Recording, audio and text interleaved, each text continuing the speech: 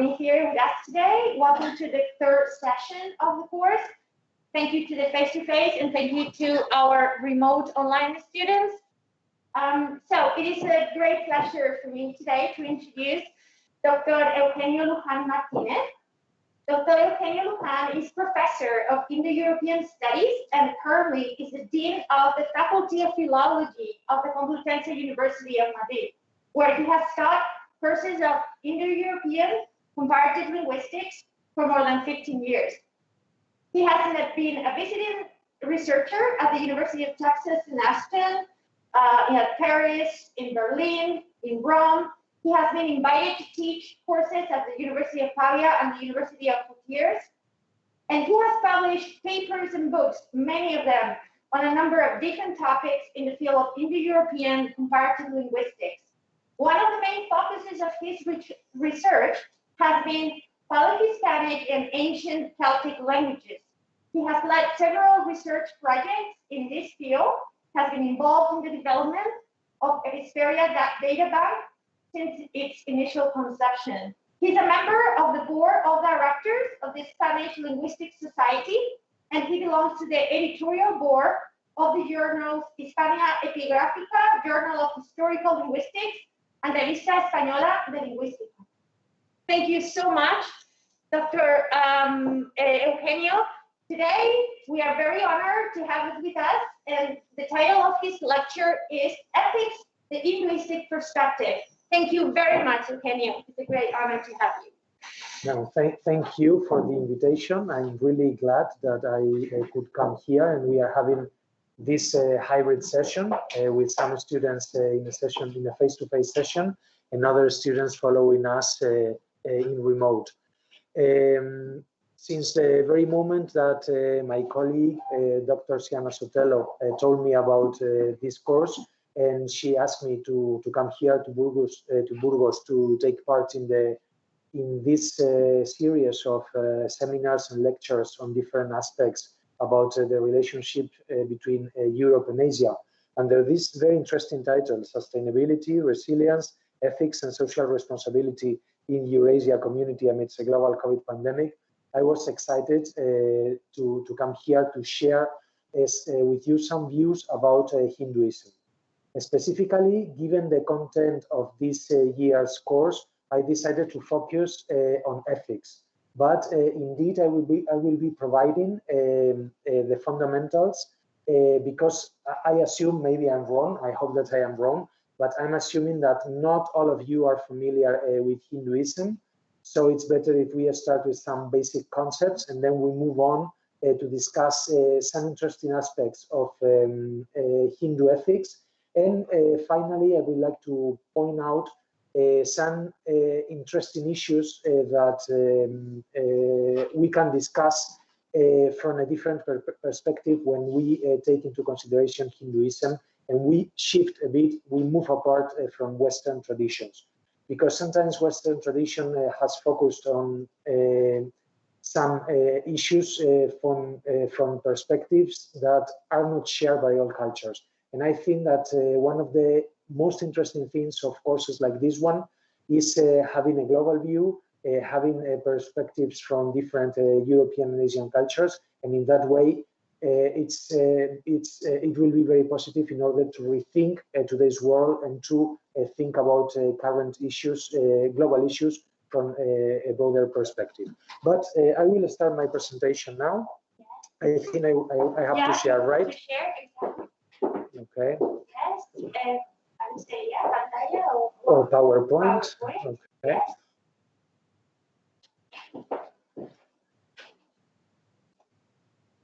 Or maybe you don't have it over there. It's here. Okay. Not here. Or maybe just share the screen and we can find it. Yeah. Okay. Apparently. Oh. There. Let's try there. Yeah. Now. Yes. Compactly. I think you have to double click again. And over there. And in the top. En la pantallita pequeña. Ahí. Here. Yeah. Okay. Y ahora compartir. Perfect. Okay. Vale. Okay. Y ahora you can go to the PowerPoint. Okay. Yes. Yeah. Perfect. Okay. Great. Great. Okay, so I will start with some key concepts about Hinduism since the time of the Upanishads. The Upanishads are very important texts for the history of Hinduism. These texts go back to the 6th to the 2nd century BC, and they set the basis for what we call Hinduism. Because in contrast to what happens with other faiths, with other religions, Hinduism is not a unified church, so to say. There are many different views inside Hinduism, but they all share that they go back to the Vedic text and this fundamental text called the Upanishads.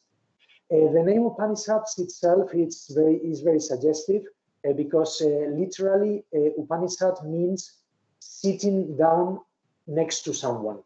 And what does that mean? It means that it was the students that sat down next to their guru, to their teacher, so that they could learn the advanced knowledge that he had to transmit.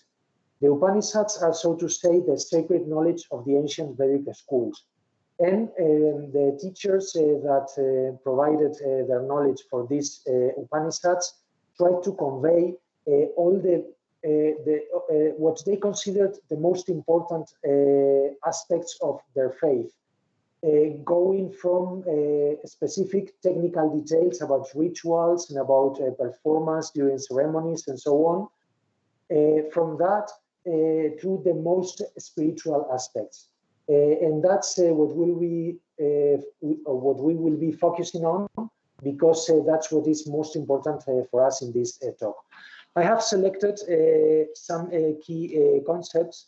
Some of them, I suppose that you have heard about them, especially dharma and karma. I will be discussing this later, but others are not so well known, but they are very important in order to gain some knowledge about the ethics of Hinduism and in general the fundamentals of Hinduism. The main idea that we get when we read the Upanishads is that life is basically suffering.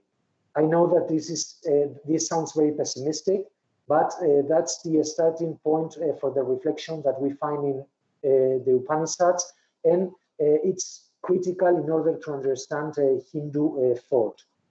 They call this dukkha. It's a Sanskrit word that we can translate by with something like existential suffering or something like that.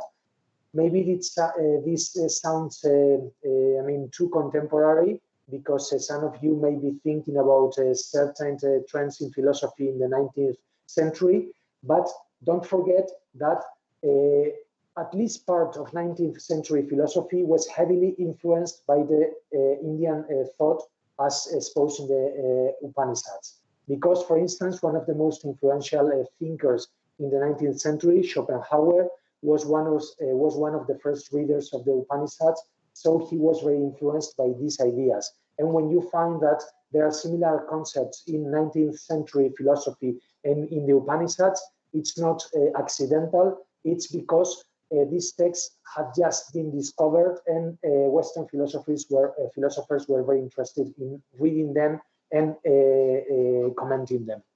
So this is the initial idea. Life is suffering, and why they say that? They say that because when we stop to think, we see that everything that we live with is transient. It's not everlasting. I mean, all the people that we know that they will die. We know that there is nothing that will last forever. All the objects, all the things that we deal with, nothing will be here after a period of time.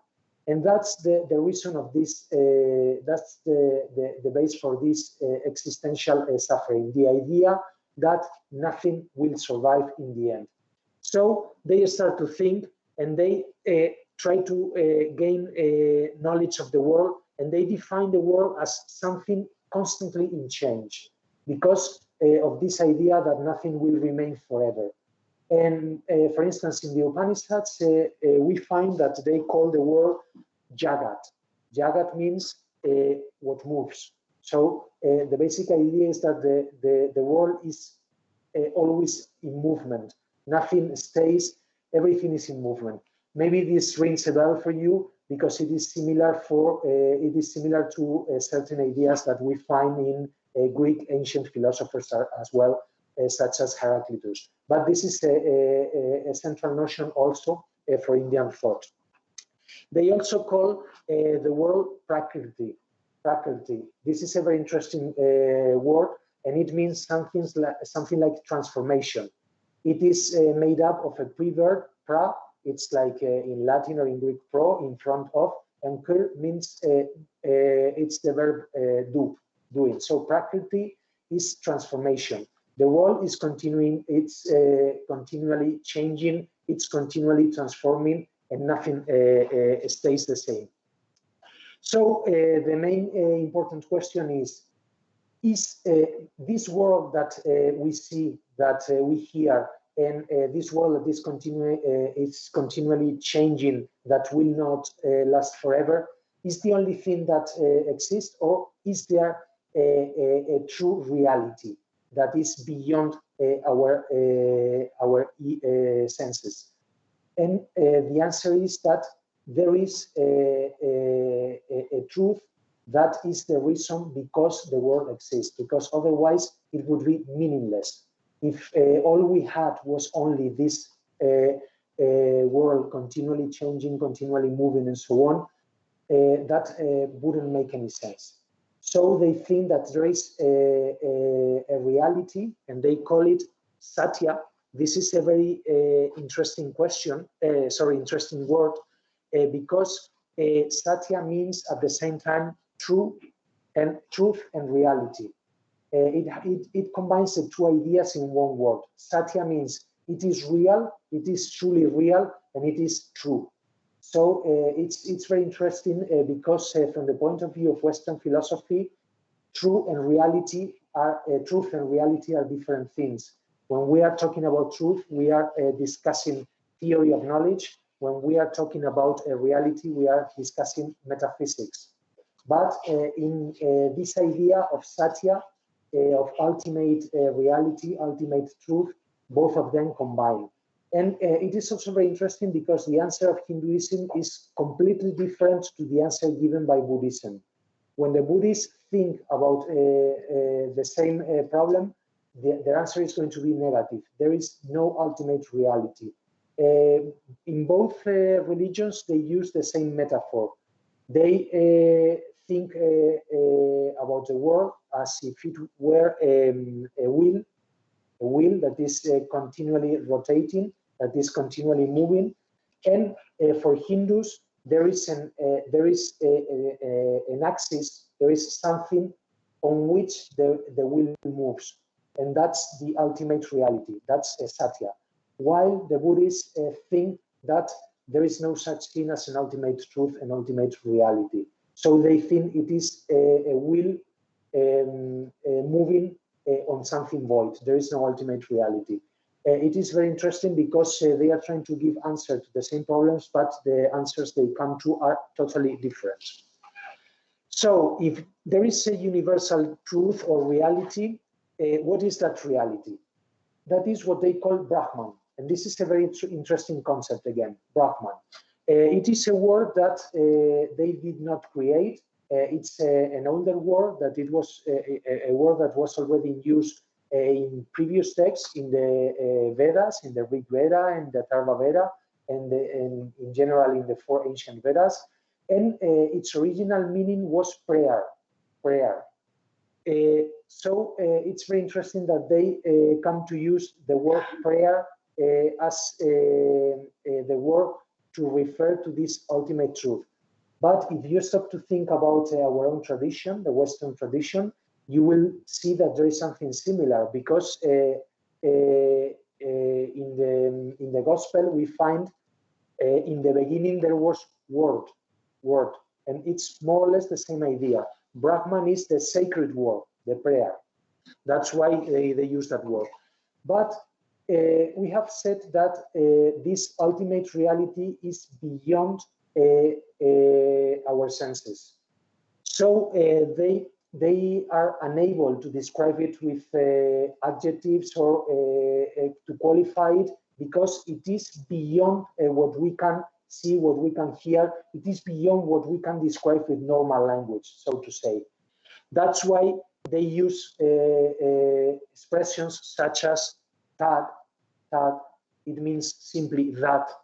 So they say that because they are unable to explain it. They are unable to describe it, because anything we can say will be wrong, because anything we can say is based on our experience of this world, is based on our experience through our senses, and it's going to be wrong when we are trying to describe that ultimate reality. They also refer to it as tad ekam, the one, that one, because they emphasize this idea of unity, and that is going to be very important for a deeper understanding of Hindu faith. It is also interesting that they call it tad anantam. Anantam is a compound with the negative prefix an plus anta. It's a limit, a boundary. So tad anantam means what is unlimited, what doesn't have any boundary. And that is something different from what we usually see or hear, because any human being, any living being, any object has boundaries, has limits, but this Brahman, this ultimate truth, doesn't have any limit. They also use an expression to qualify it. They call it nirguna. Nirguna. We can translate that as showing no qualities, but that's not something negative. That's not something negative, because they mean that it doesn't have any quality, any of the qualities that we usually see with our eyes, we usually perceive with our senses. So it is nirguna, not showing qualities, because it is totally different to what we usually see, what we usually hear or touch or wherever. Now, let me see, okay, here, great, sorry, yeah, okay. So another important concept, and then I will brought them together. Brought them together. Another important concept, not only in Hinduism but in all ancient Indian religions, is the concept of samsara, the cycle of rebirth. The idea that after we die, then we are reborn again, and this will go on. I was going to say forever, but that's not true. It will go on until we are able to stop it. And maybe you can think, why should we stop it? Because from our Western perspective, being alive is positive. But remember what we have just said. If basically life is suffering, we should try to get free from this continuous cycle of rebirths and deaths, because it only brings suffering to us. That's why they think how we could stop being born once and again, because life only provides suffering. Okay, so that's why they try to reach what is called in Sanskrit moksha. Moksha. Moksha is liberation, literally liberation, but specifically it is used in the sense of liberation from the cycle of rebirth. And it is the ultimate goal that we should try to attain in our lives, to reach moksha, that is to reach liberation, so that we are not born again and again. Then the problem is, how can we do that? How can we reach liberation? Because if we are saying that we are living in this world, we are tied to what we see, to what we hear, and so on, how can we reach that ultimate truth that will liberate us, that will free us from being born once and again? The answer is because there is a part of the Brahman, of this universal entity, this universal truth, this universal reality. There is a part of it that is inside each of us. That's why we can reach liberation. because otherwise we wouldn't be able to go beyond the chains that link us to this world. But there is a part of this Brahman that is inside each of us, and that is called Atman. Many people translate Atman as soul, but it's not exactly the same, because if you stop to think for a moment from a Christian perspective, soul is not the same thing as God. Okay, soul, I mean, that would be a heresy if we say that in a Christian milieu or from the Catholic point of view. Our soul is not part of God. We can aim at, in Christian faith or in Catholic faith, people can expect to see God, to be with God, but they won't expect to be God. That would be absolutely heretic. While in Hinduism, and that is very important, that is very interesting, there is no such dualism. These are not two different natures. Soul on the one hand and God or ultimate reality on the other hand. It is the same. The Atman is simply the part of the Brahman that is inside each of us. And that's why we can reach Brahman, because it is only like a self-reflection. It's self-knowledge. If we go deep inside us, we will find this part of the Brahman that is inside us, and that's why we can be linked to this universal truth, to this universal reality. So that's important. And when we become aware that we are part of the universal Brahman, then we are free from the cycle of rebirths. That's the way of getting free from this cycle of rebirths and deaths that otherwise would go on and on.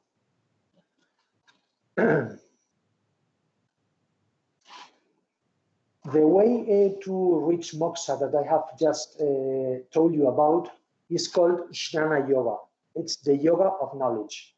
If we know that we are part of this universal reality, of this universal truth, then we will be liberated from the cycle of rebirths.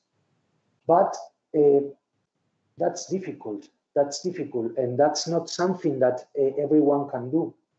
It's not something that every man and every woman can easily do.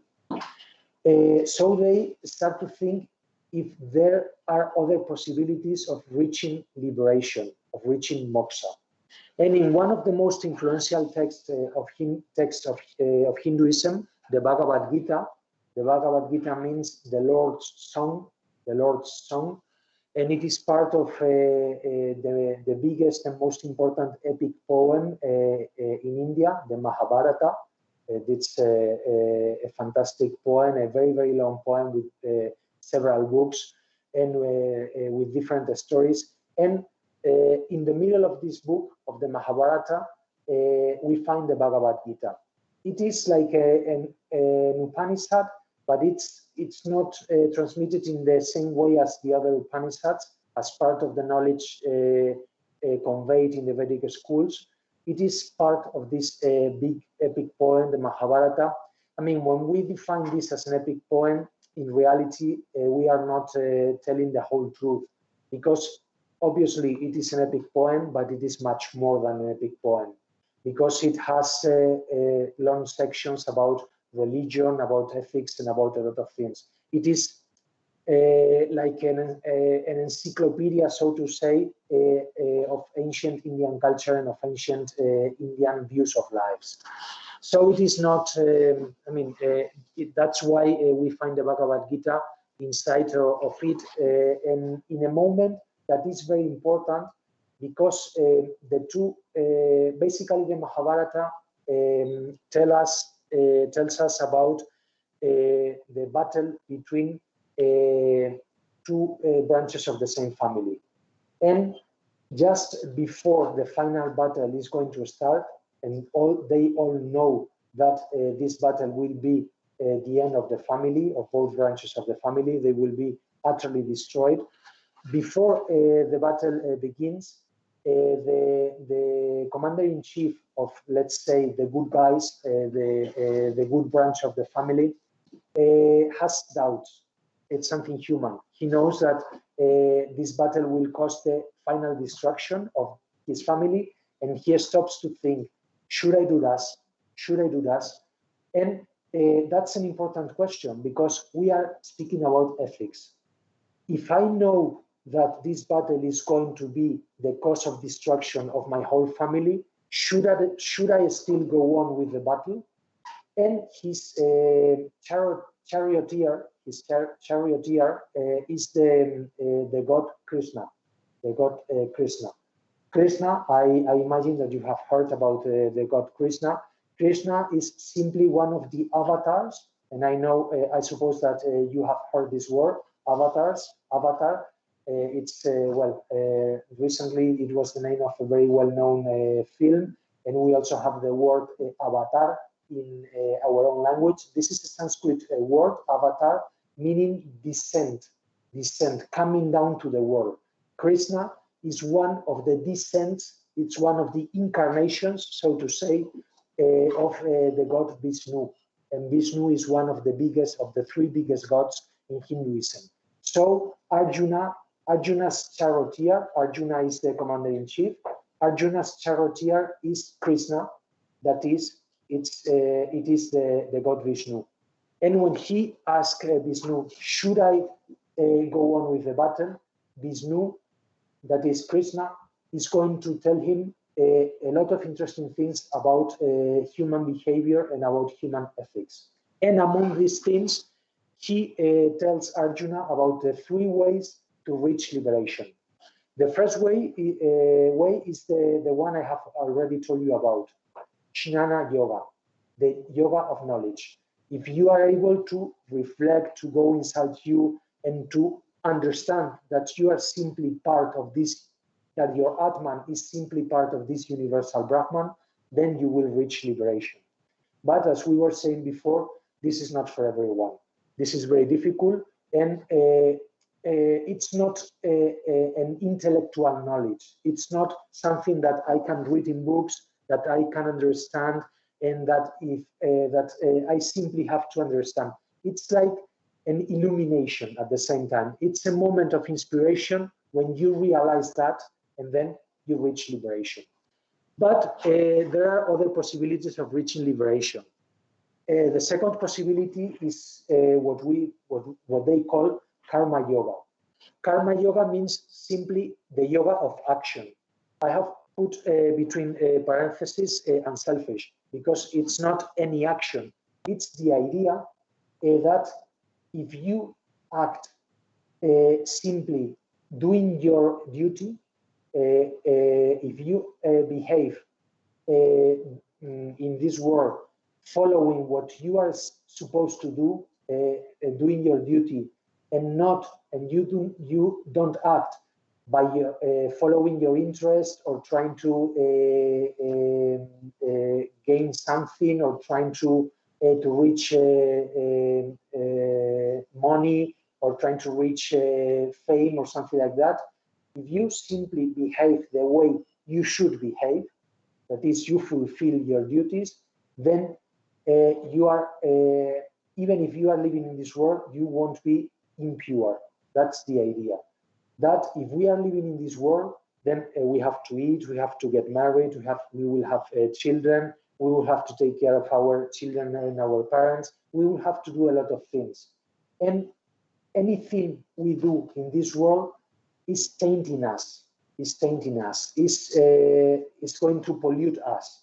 The only thing we can do in order not to be polluted by our actions in this world is acting only with the idea that we are doing what we are expected to do, what we should do. And that's why Krishna tells Arjuna before the battle that he should go on with the battle, because he's a warrior, he's the commander-in-chief of one of the parties in the battle, so he doesn't have to care about the results of the actions that he does, as far as he is doing his duty. That's the idea, and that's very interesting from the point of view of ethics, because in Western tradition, we basically focus on the results of our actions and to tell if our actions are good or worse. In Indian traditional ethics, the idea is that you should know what your place in the world is and act according to that. I will be coming back to this idea later because that's the notion of dharma, and that's one of the crucial notions for understanding Indian ethics. And then finally, there is a third way of liberation. It is called the Bhakti Yoga. The Bhakti Yoga, it's the yoga of devotion. Basically, it means that even if we can reach liberation by means of knowledge, jnana, by means of unselfish action, karma yoga, it is still very difficult to act in that way. It is very difficult to reach liberation by knowledge. So the idea is, okay, I give up. I give up the idea that I will be able to behave according to karma yoga, to reach liberation by jnana yoga. What I can do is just show devotion to a god or to a goddess, and he or she will save me from being born again after I die. That's the idea of Bhakti Yoga. It's simply showing devotion to a god or to a goddess and hoping that he or she will think that you have enough merits to be saved, yes, from the cycle of reincarnations, or the cycle of deaths and rebirths. Okay, so these are the three ways to liberation since the times of the Upanishads. And this combines with the idea of 4 ashrams or stages of life. This is the idea that we have to combine these goals with our lives. And I'm sorry, because now I will be talking only about man's life. Obviously, in Indian traditional society, they thought that women were inferior to men, just like in many cultures. And so this idea of the 4 ashrams or stages of life only applies to men. They think that every man goes through these 4 stages. A part of his life has to be spent as a brahmachari student, religious student. It is something you have to do before you get married. You have to spend some time with a guru, with a religious teacher, and he will teach you all you will need concerning religion for your whole life. The domestic rites, the prayers that you have to pray at home, and things like that.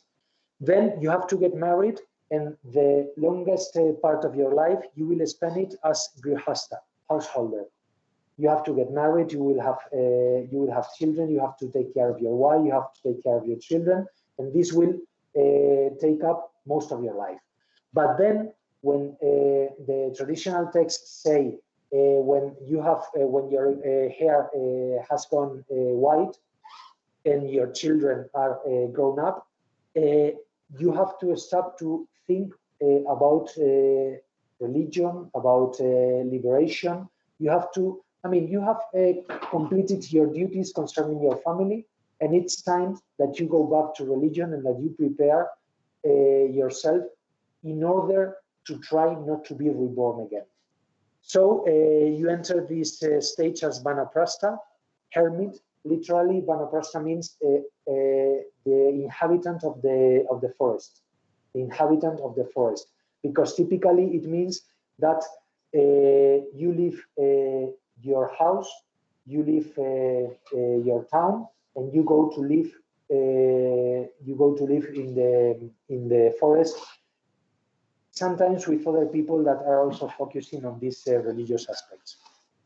And then finally, the 4th stage is sannyasam, as said, and it's a stage that you enter when you feel that your end is really close. Then slowly start to get detached from life, and you really focus on the unity of your Atman with the Brahman, trying to reach liberation. I mean, that's the ideal cycle. Obviously, not everybody did that. Not everybody does that nowadays, especially. But this is the theoretical construct that they made in order to integrate all these ideas. Because it is also very important to know that in Hindu traditional thought, there were 4 purusarthas, or fundamental goals of life, of human life. Purusartha is a compound of artha. Artha means goal, and purusha is man. So purusartha is the goals of human life. That's the meaning. And in order, they think that the fundamental goals of life are these 4 goals. The highest is moksha, deliverance, it's liberation from rebirth. The second is dharma, duty. But the third is artha, wealth, and the fourth is kama, love. Sometimes people are intrigued because, I mean, we have this idea in the West, in Europe and the United States. Sometimes we think that Indian thought is like otherworldliness, that they only think about what is beyond reality and things like that, and they don't care about practical aspects. That's not true, because we have seen that they go through these 4 stages. So they have to pay attention to religion, but they also have to pay attention during this stage to material life. They have to provide food, to take care of their wives and their children. And then they focus again on religion and on their own salvation. But you can see that here too, because even if the highest goal of life is moksha, they also have to make sure that they perform their duties. They also have to make sure that they get enough wealth so that they can provide food and dresses and everything they need, I mean, to their wives, their children, and so on. And also, kama is a goal of life.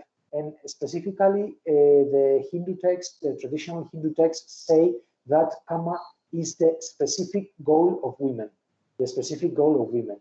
But I want to emphasize this, not the idea that kama is the specific goal of women, but the idea that kama is one of the fundamental goals of life, because that is also something very different from what we find in Western tradition. In Western tradition, love, and love here means love and sex, sexual pleasure also. You know about Kama Sutra, that is one of the best Sanskrit, the best known Sanskrit text. Kama is not only important, it's not only allowed, but it's one of the 4 fundamental goals of life according to traditional Indian thought. So that's important to take into account.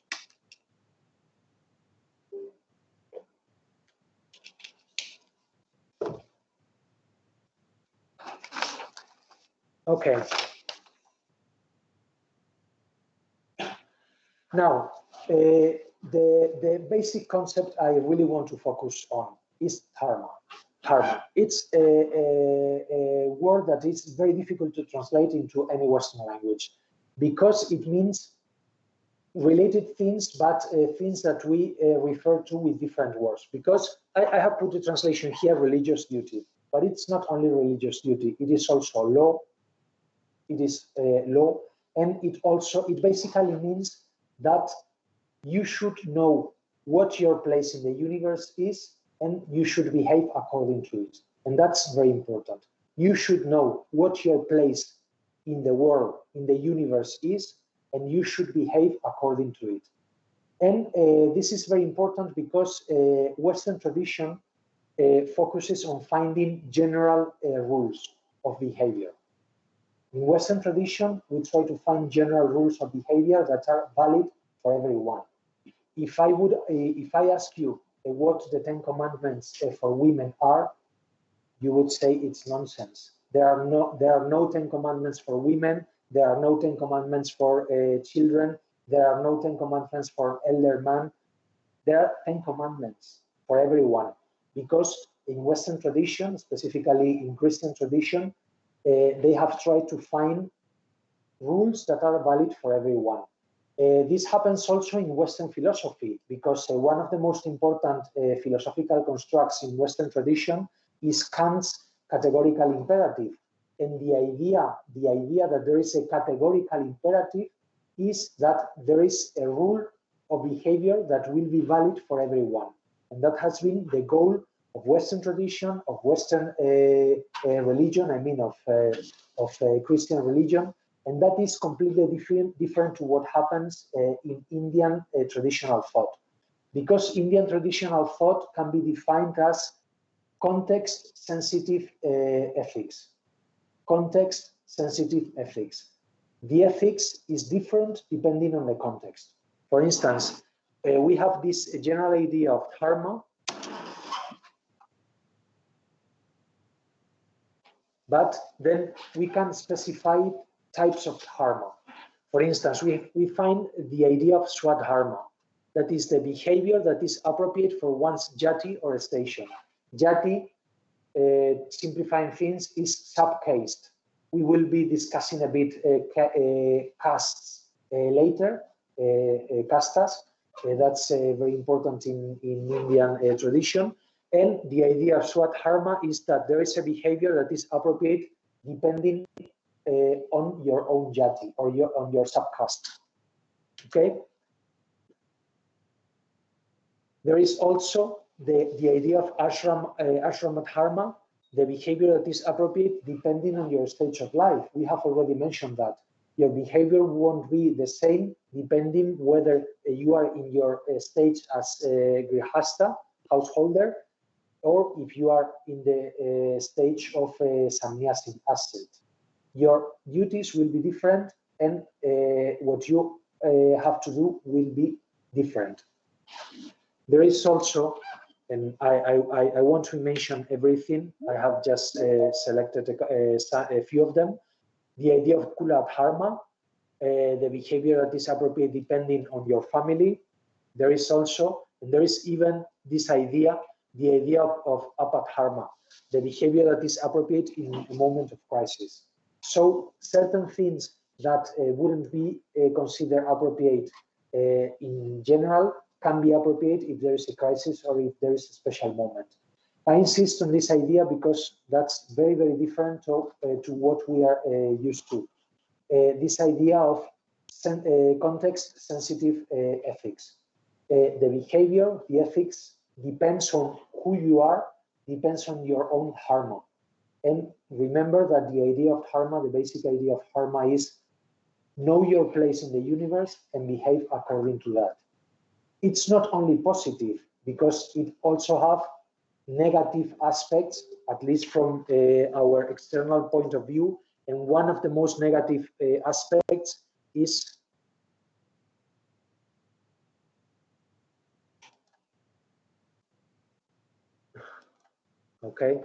is related to the idea of caste.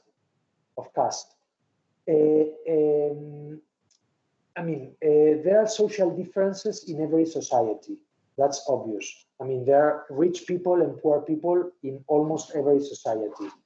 And in a sense, castes are related to wealth and to being richer or poorer, but only to a certain extent.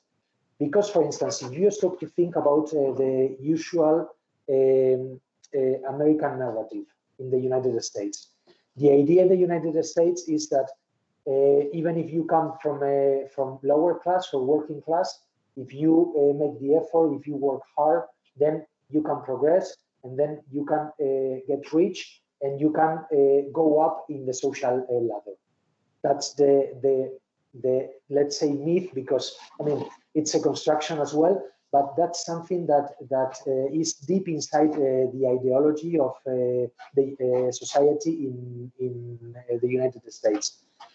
That is something that wouldn't fit, that doesn't fit at all in traditional Hindu thought, because if you have been born as a member of the lower castes, and I have prepared a table here, if you are born as a Shudra, as a servant, then you are not expected to progress, because your position in the universe is that, and you simply have to behave according to that. And if you are born as a Brahman, as a priest, then you are not expected to be a merchant or to do other things. You are simply expected to perform religious rituals, to be in a temple, and things like that. And some of the Brahmins are very rich because they are related to important temples, but there are Brahmins that are very poor because because in some cases they belong to a family that takes care of a small shrine in a very little village, and it's their duty. It's their duty. They cannot change their fate. That's the difference between simply speaking about social classes. Social classes are flexible in the sense that, you can change your class. And we have this idea in traditional narratives, in fairy tales, the prince that falls in love with the daughter of a peasant. That's not possible in traditional Indian thought, because the marriage wouldn't be allowed. You cannot become a princess by marrying a prince, because it is simply not allowed that you marry someone outside your caste. That's completely different. Okay, so that's one of the negative aspects of this idea of dharma. This idea of immobility, that you have to remain where you are. You were born in that place, and you have to stay in that place. You are not expected to change that. So that's something absolutely negative. And this is the basic division of upper caste. They are called the Dvija, the twice born, because they go when they reach the boys. When they reach youth, they have to go through an initiation ceremony that is considered a second birth, and that's why they are called the Dvija, the twice born, because they have been born and they are born again spiritually when they go through this initiation ceremony.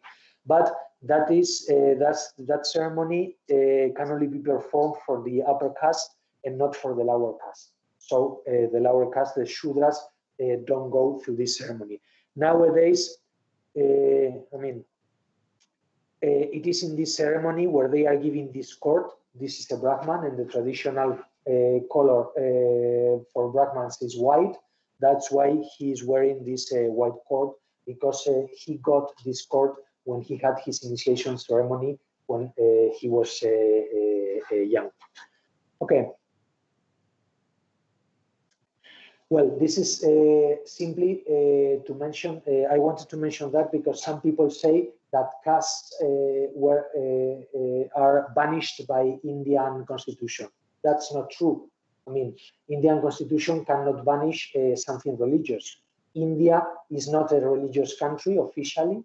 The constitution allows for freedom of faith. And what the constitution says about caste is this, that nobody can be discriminated according to caste. That's true.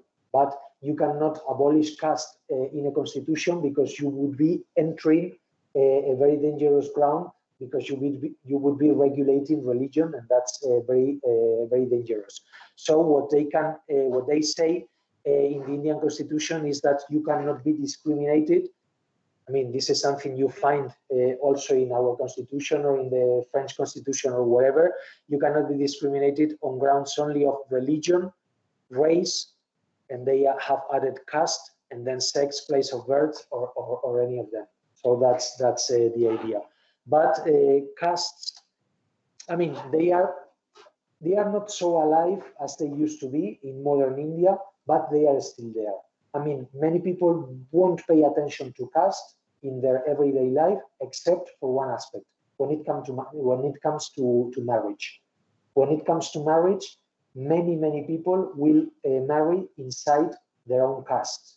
And in many Indian newspapers, you can still find matrimonials, a section of matrimonials, because people want to find a boy or a girl for their son or their daughter inside their own caste. In modern families, at least they allow the boy and the girl to meet before, and if they don't like each other, they don't insist that they go on. That's the modern way to approach that. But in nowadays India, still about 80% of the marriages are agreed marriages, 80%. And the divorce rates are not so high. I won't go on that, but divorce rates are not especially higher than in other countries. I'm not saying that it's good having this kind of marriages, but sometimes we look at things from our own perspective and not from the inner perspective of the society. And concerning all that I have said, and these are my final slides, I want to mention this text by one of the authors that I will be recommending later at the end of my talk. It is Varma. He's the author of very interesting books, Being Indian, and he makes a reflection about the dynamics of tradition versus innovation, which is important when we look in this globalized society to other societies that are not our own society. Because sometimes we think about modernity only from a Western point of view, and we have to be aware that modernity can be reached from very different traditions. But what Varma says, and I think that this is very interesting, he says that societies change, but there are limits to change. Certain traits, which are the products of centuries of conditioning, don't change. And it is these that provide a distinct cultural label to a people. Others can be diluted or modified. Some new ones can perhaps be added, but they are mostly adds-on, scaffolding on a largely unalterable edifice. And it is this combination of mostly the old and something of the new that people carry as their cultural baggage in the journey towards the future. And I think that's a very nice reflection. And finally, I wanted to mention a few, we can call that food for thought. It's key points for reflection in today's world based on Hindu ideas. The first idea is the absence inside Hinduism of the idea of orthodoxy and orthodoxies. Because if I ask you now, who is the equivalent to the Pope in Hinduism? The equivalent of the Roman Pope? Is there an equivalent of the Roman Pope? No, there isn't. I mean, it's not that you don't know him or her. It is that Hinduism is not an organized church. And in Hinduism, what is very important is that they are aware that you have to find your own path. I mean, you don't have to create a path and make everyone follow that path. It is very important that everyone finds his or her own path, and you can reach liberation, you can reach the divinity, you can reach God by many different means. And that's very, very interesting because it provides a very wide ground so that everyone can find his or her own place. And that's very important, and that's very different from what we see in other religions. And that is why Hinduism is not,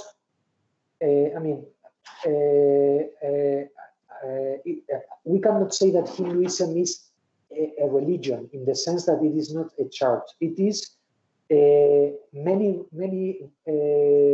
religions in one religion, so to say. Because inside Hinduism, you can find people that don't eat animals, for instance. You can find people that eat animals. You can find people that reject blood sacrifices, other people that perform them.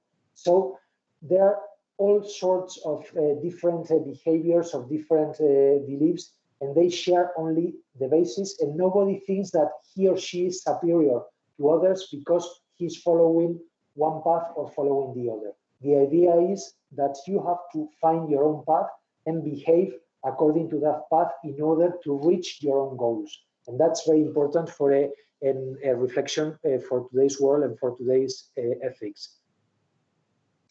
Another interesting concept is the idea of ahimsa.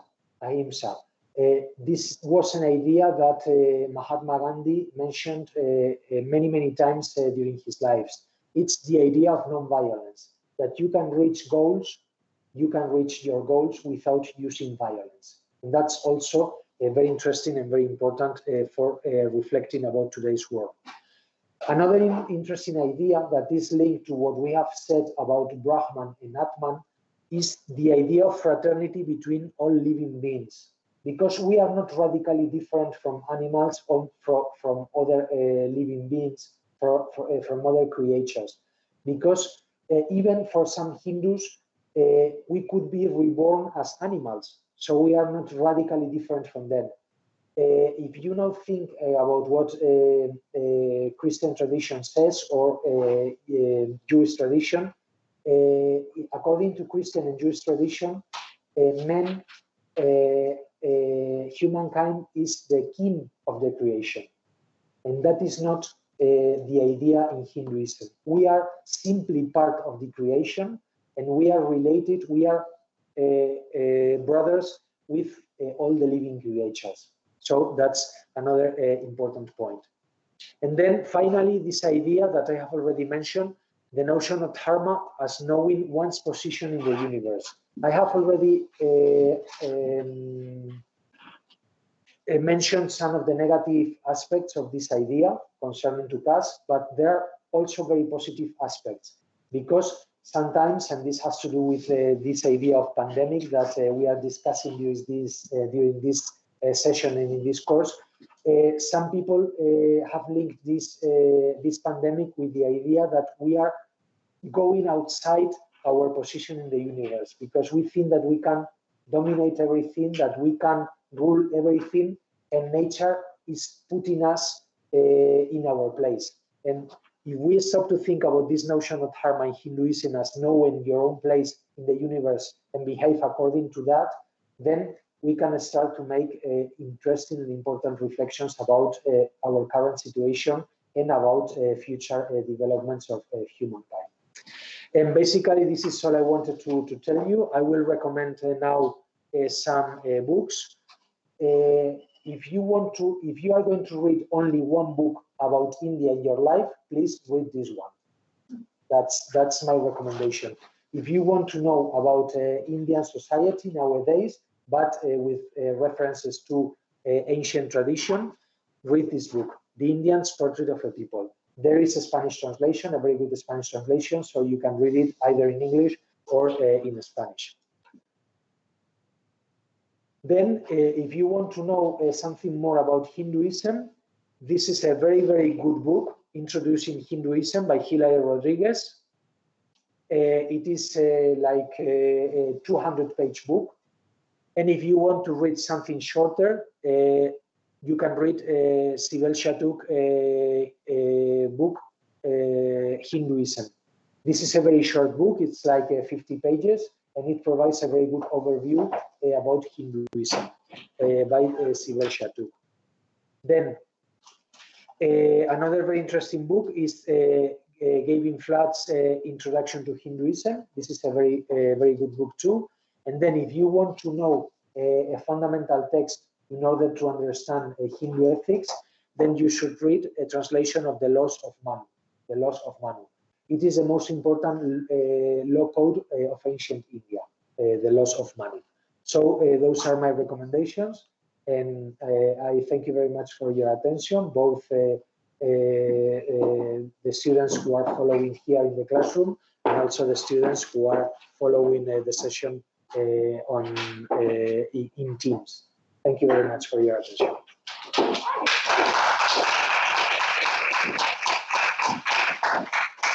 Thank you so much, Eugenio. Such an insightful, such an interesting talk. Thank you so much. So many ideas and comments, but I would like to hear students first. And also, if you don't mind, dejaré compartir. Okay. So we can,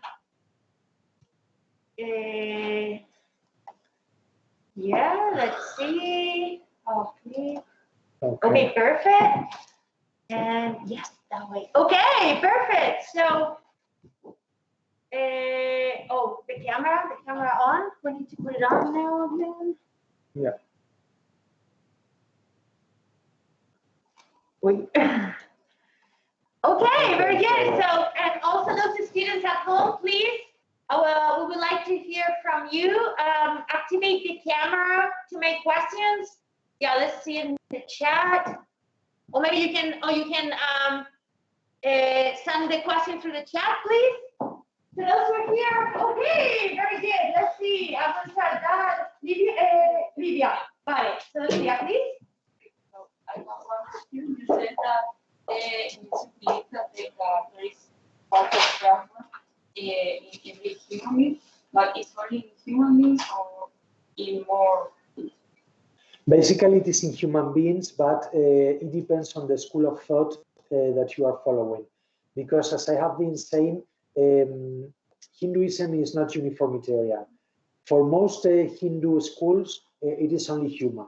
But for other Hindu schools, animals would be part of that fraternity. They talk about bandhu. Bandhu means links, and depending on the school you follow, there are different views of that. But for some schools, certainly, animals will be part of this fraternity too. So you could speak about the Atman of an animal as well. Yeah.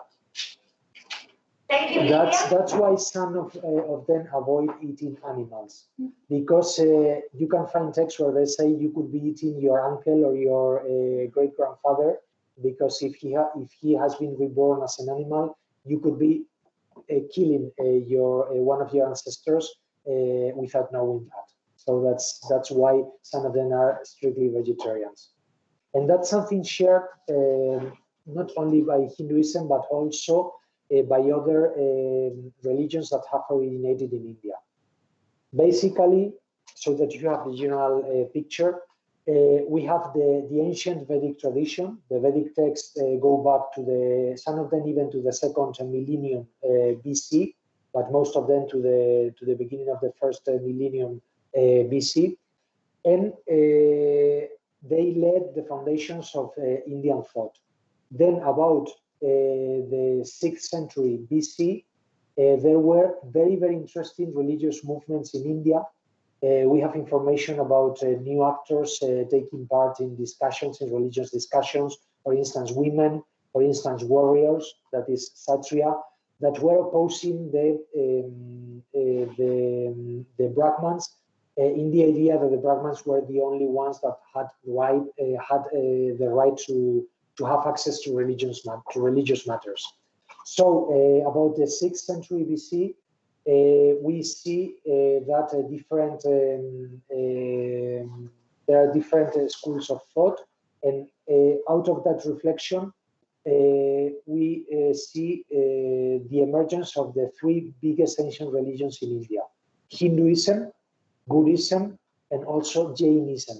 And Jains are some of the Jains are very, very strict vegetarians, because they think that there is a fraternity between all the living beings.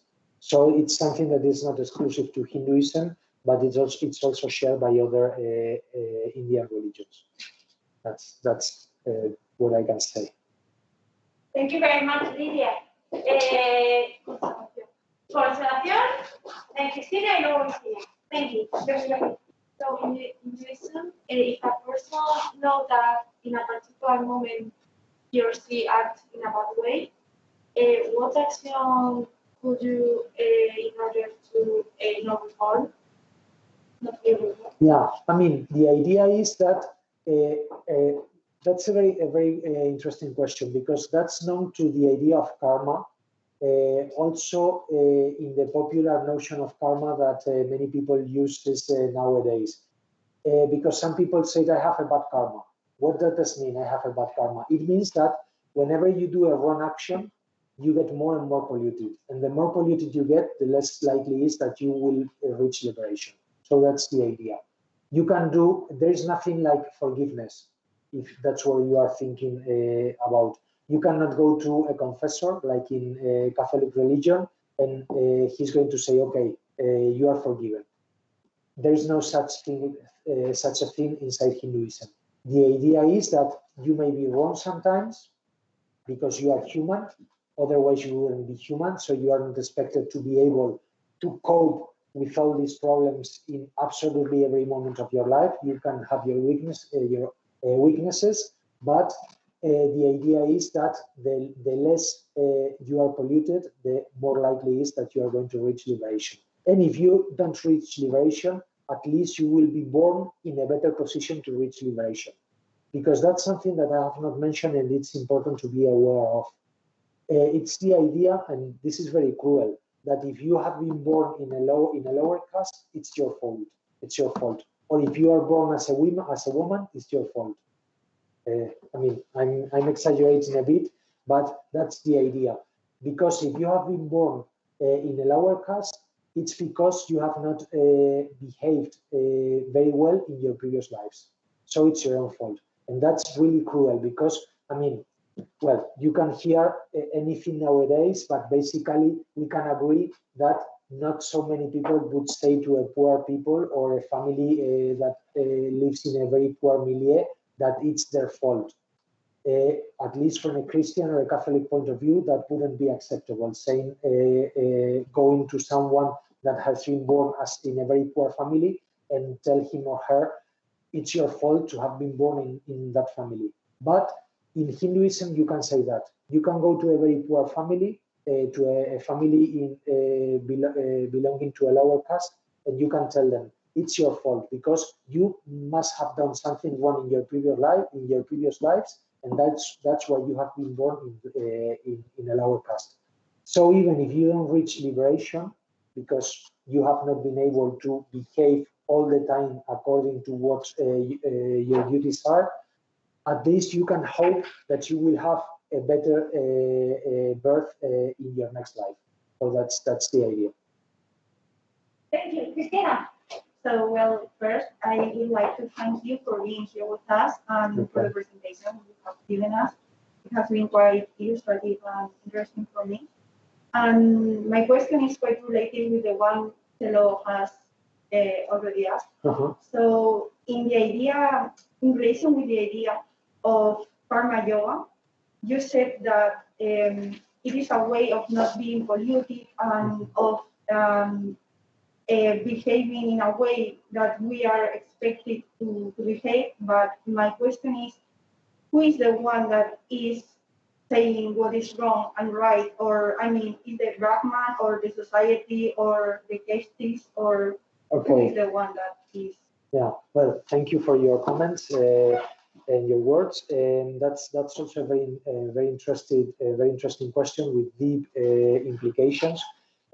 I mean, we have law codes, as the one I was mentioning, the law code of Manu. So Brahmans, especially Brahmans, try to provide rules for everyone. But these law codes are very different from our law codes because, as I was saying before, in our civil code, you won't find a section on a code for men between 20 and 30, a different section for men between 50 and 60, and so on. Or a section for men belonging to upper class and another section for men belonging to lower class. In Indian traditional law codes, you find sections on Brahmans because they have to behave in one way. Then you have sections on Kshatriyas and kings because they have to behave in another way. Then you have sections on women. Then you have sections on Shudras and so on. So Brahmans, especially because they were supposed to be the wise men, the Brahmans, try to provide rules for everyone. But that's one thing, one side of the aspect. But the other aspect is that in Hinduism there is no religious authority. There is no hierarchy like in the Catholic Church, for instance. As I was saying before, there is no pope. There are no bishops or the equivalent or things like that. You can follow a guru, but you follow him or her because you think that he's going to provide you with good ideas and with good advice. But other people may follow another guru. So it's a question of opinions, and even in some cases you won't say this is wrong. It's wrong for me. but maybe it's right for the other person. So it's basically, I mean, my point is that besides the law codes, the idea is that it is your own reflection that should guide you. You have to stop to reflect and think, what is my place in the universe? I have been born inside this caste. The tradition says that this caste does this kind of jobs and so on. I'm a man, I'm a woman, so I behave like a man or like a woman. I'm a child now, or I'm a grown-up, so I behave, and it's basically tradition. Tradition will provide you with hints about what you should do and you shouldn't. But it's also a matter of personal reflection, and if you want to do that, of following a guru that can give you advice about what is wrong and what is bad. But there is no organized hierarchy inside the church. And what happens if you don't follow this behavior? I mean, if you are a woman and you are expected to behave in a way, does it have any social implications? I mean, that, for example, your father or your mother reject you, or... Absolutely, absolutely. I mean, there is an important social control. I mean, if we had the time, we could watch some short videos. I will provide them because I will send the presentation, and in the presentation you will see that there are some links that you can click on, and you will be able to watch short videos about castes in India. And you will see that, especially in small villages, there is a tight social control, because social control is more difficult in big cities, because if you are with someone in the subway, you don't know, you cannot know the caste that he or she belongs to. But if you are in a village, there is a tight and strong separation, a division between according to castes, because people will say, okay, you cannot come here because you are a lower caste, then you you can't go to these places, you can't do that, you can only be a servant and things like that. There is a very strong social control. That's one point. And the other point is that simply, if you don't behave as according to your own dharma, to your own position, then simply you will be reborn again, and probably you will be reborn in a lower position, and you will be suffering for a longer time because you will be reborn once and again. But it's something that you can decide. Nobody will force you to do that. I mean, nobody will force you. Obviously, when it comes to marriage, and especially in older times, people were forced to marry inside their own caste. That was absolutely compulsory. That was absolutely compulsory. For instance, one of the last times I was in India, I mean, caste is a complicated issue. I mean, obviously, if you meet an Indian, don't ask him or her what his or her caste is. That's something you cannot do unless you grow, you have been with him or her for a long time, and you can ask. But it's not something you can ask the first time you meet someone. Because I mean, it has a lot of implications, because okay, what I was going to say, one of the last times I was in India, we had a driver, and obviously I didn't know what his caste was, but after several days with him, he said, yes, I'm a Brahman, and I would love to be in a temple singing and praying and doing what I really like and what I really should do. But I have a woman, I'm married, I have children, so I have to be a driver in order to earn money and to take care of my wife, to take care of my children. He was aware that he was doing something he was not expected to do, but life is life. So, I mean, nobody's going to kill you because you are doing that, but in your for yourself, you know that you are not doing what you are expected to do. That's the idea. Eugenio. Okay. First of all, thanks a lot for your lecture, Mr. Luján. Okay, I have a question. I really hope it's not inappropriate. Because it's not the nicest of subjects, I think, but it's very interesting to me. Okay. So my question is, what is Hinduism point of view on agoris, and are they also part of the caste system? On what? Agoris. Oh, okay. I mean, Hinduism. Okay, well, we don't have the presentation. I have provided only the general frame with the varnas, the colors, and that is only one part of the story about castes, okay? Because I have also mentioned jatis. There are many subdivisions, and there are people who are even outside the caste system. And those people who are outside the caste system, they are even lower than the Shudras. So that's the idea. That even if you belong to the lower caste of Shudras, then you at least have a caste. But then there are people who are not even part of a caste. So it's a whole complex system that in some parts of India, they say that there are even 30 or 40 subdivisions of caste and subcaste. So it's a very complex system, and I mean, it depends basically on local traditions in many cases, because even the same caste can have a slightly different positions depending on the territory.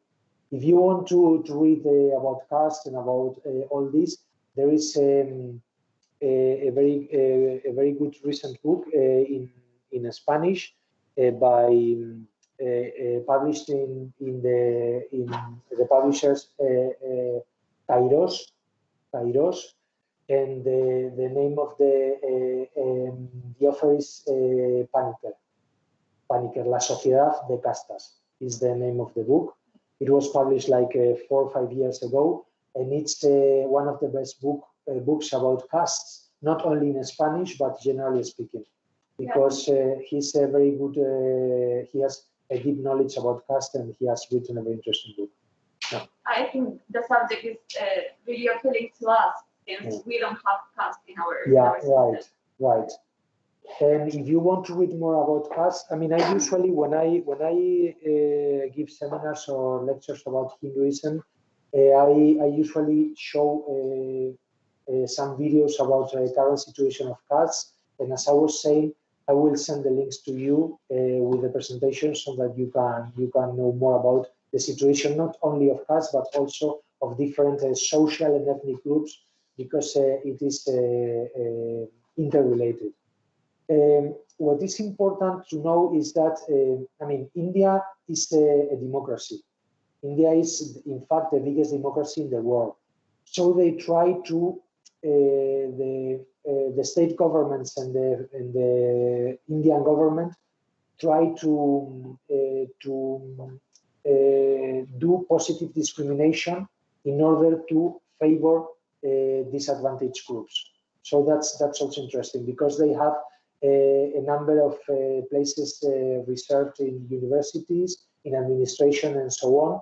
So, I mean, they try to fight discrimination. They don't always succeed, but they try to fight discrimination. All right, thank you very much. Let's see, do we have any questions from the students that are online? Would you like to make a question, please? Or also in the chat? Yeah, you can type it or turn on the cameras.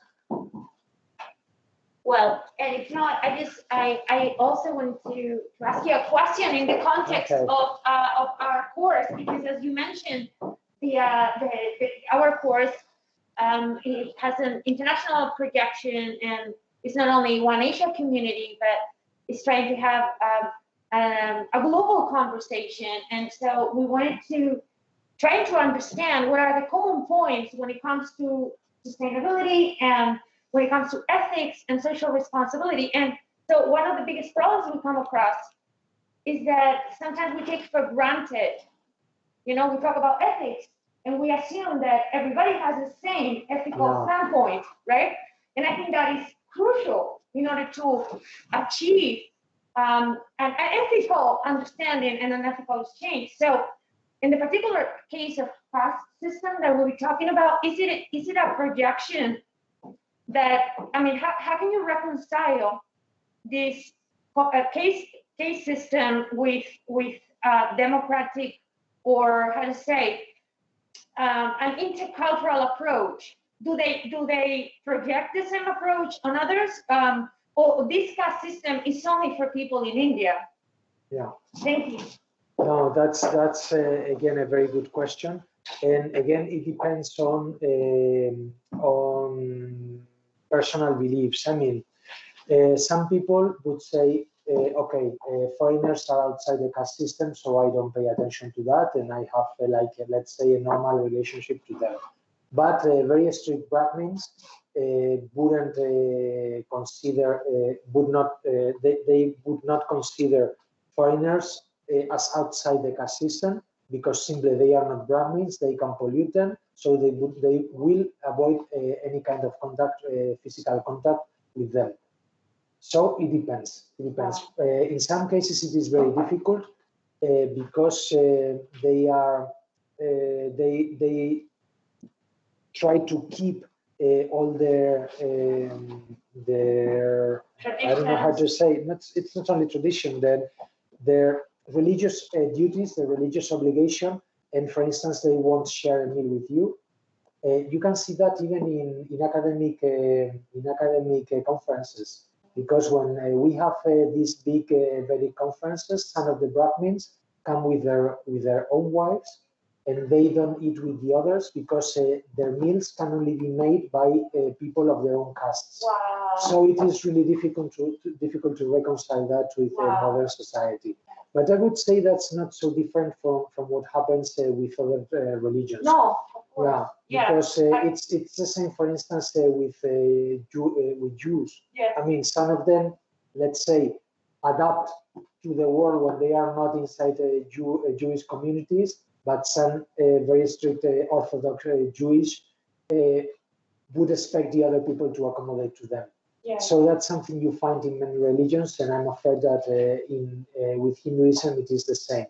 Some of them, the most strict ones, won't accept that you cook for them, or me that I cook for them, because we are not Brahmins, so they cannot eat our food, they cannot touch us and whatever.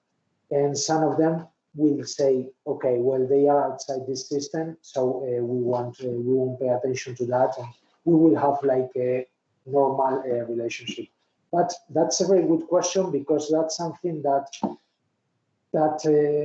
is very difficult to deal with. Can the caste system exist under a democratic principle? To what extent? Or what can we do? I mean, I can mention two examples. I mean, in the 60s, there was a movement led by Ambedkar that encouraged people belonging to lower castes to escape from Hinduism and to become Buddhists. In that way, they were no longer lower caste, because they belong to another religion. Okay, so that's a way to escape the caste system. You change your religion, and then you are done with that, because you are not lower caste anymore. That has resulted in some problems nowadays, because being lower caste allows you to apply for financial aid and for grants and things like that from the government, and to apply for these reserved places in university, for instance. But if you have converted into Buddhism, you are not lower caste anymore, then you are not entitled to that. So that's a problem. And then the second point I wanted to mention is that in Goa, you know that Goa used to be a Portuguese colony until recently. Now it's an Indian state, but it used to be a Portuguese colony. So there are many Catholics in Goa.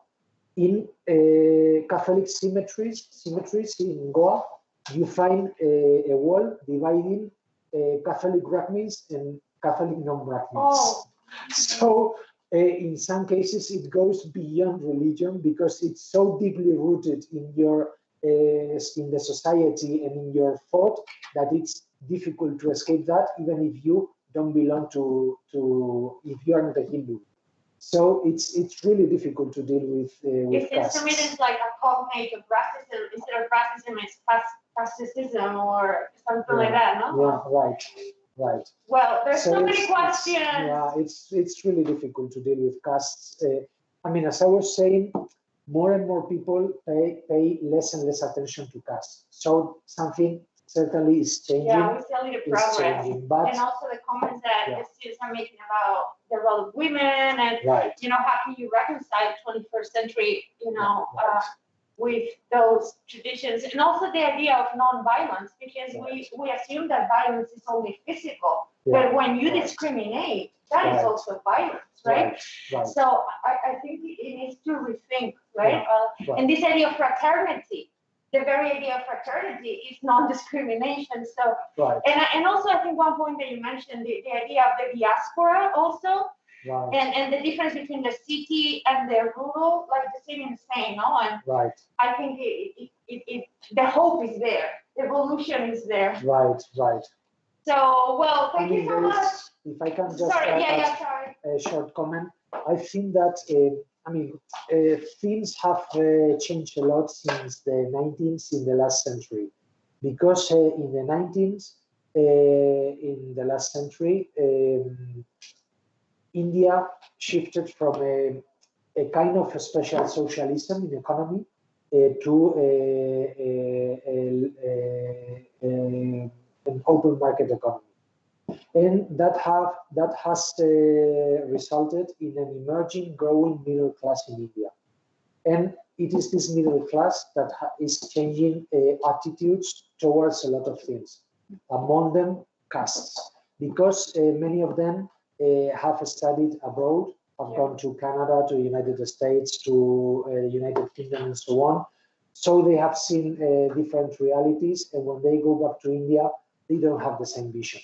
And this growing middle class is bound to be very important, not only for an economic change, but for a social change, in India, and for having different attitudes to a tradition than they used to have. Because as I was saying before, even if some of them are reluctant to allow their children to marry outside their caste, it is also true that more and more people are now paying less attention to caste, even when it comes to marriage. So they are letting their children to marry outside caste. Even if you, we haven't mentioned Bollywood, but it's very important. That will be for next year. Yeah. We'll Okay. next year. Yeah, but it's very important to look at Indian cinema and to watch Indian movies, because they reflect realities that are so different from ours. Yeah. Because the typical plot in a Bollywood film or movie is that a boy and a girl fall in love, but they belong to different castes, so there is nothing to do.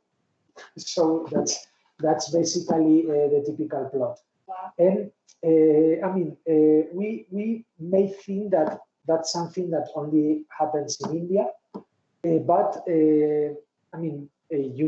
I suppose that many of you know that Bollywood produces more movies per year than Hollywood.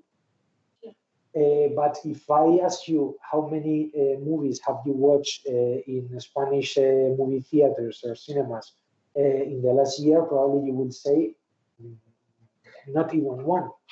So who do they sell their movies to?